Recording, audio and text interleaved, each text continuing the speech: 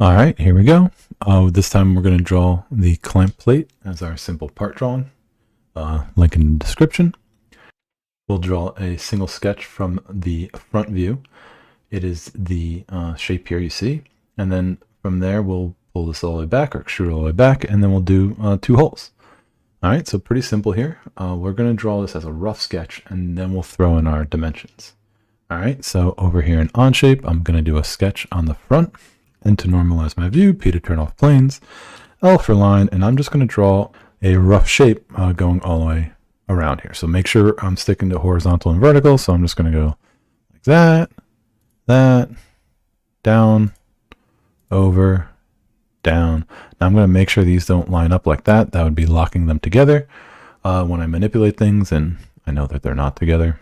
So I'm going to pull this one down. This front side is together, so I'm going to make sure they're locked together. You'll see that the vertical and perpendicular and all that fun stuff. And this one here, like that. So none of this is correct. This is not the correct dimensions for anything. It's just a rough sketch.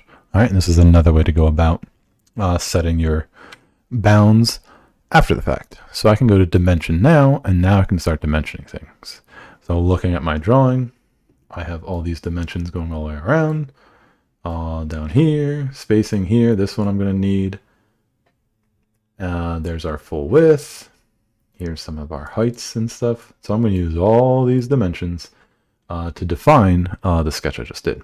And you'll see that I'm going to go from undefined with all these blue lines to defined. So this one here, our length out is 5.25. Enter. And it starts to manipulate everything around. This guy up top here is 11 16ths. Pulls that in. The overall full width of our object is 1.625, 1 5/8, and you'll notice it's squishing and moving everything around. That's exactly what we want.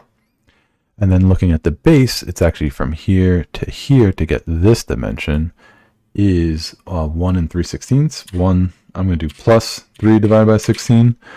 If you don't have your decimals memorized for 16ths. And then I have the distance between here and here. This is 2 plus 11 16ths. And then our distance from here to here is 1 plus 11 16ths.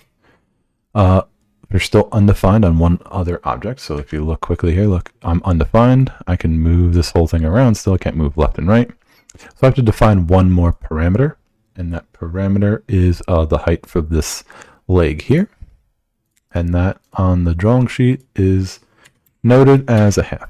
So now I'm fully defined. The sketch is fully black, not blue. So I'm going to hit the green check mark. Shift 7 to orient myself isometrically. And let's do an extrude. Click on our sketch. I like to hit symmetric. And then the full width of the object looking at our drawing sheet is 4 5/8. So I'm going to make this 4.625. Enter. We're fully extruded out. And there's our part. Only thing missing are the 2 holes up top here. And I'm going to do that with points, placing them there and there in the middle point. So I need to use this, this, and this. And you'll see that I've used everything on the drawing, and there's our sides of our holes. So I'll do a new sketch right here on this face. And to normalize my view, I'm just going to place 2 points. And I'm going to place them a little crooked just so I can show you some stuff. And they're blue. They're not defined yet. So if I start adding the dimensions from the point to the side, this is 1.25. Enter. And then from the point to the point between the two, whoopsies. Keep it straight, right? That angled is not what you want. You want it straight. It is 2.125. Enter. They're off center, right? They're not in line with each other. So I'm going to add the horizontal constraint there and there. Now they're in line with each other. And the last thing is the dimension down from there to there. And this guy is 1 plus 5 divided by 16.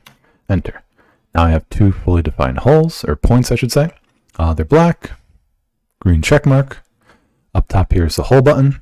I'm going to choose 2 points, 1, 2. And it says we are 13 16ths. I believe that guy's on here. 13 16ths, drill hole all the way through, green check mark. Shift 7, there it is. Let's check what our volume is of our part. 24.219 inches cubed. All right. Good luck, have fun.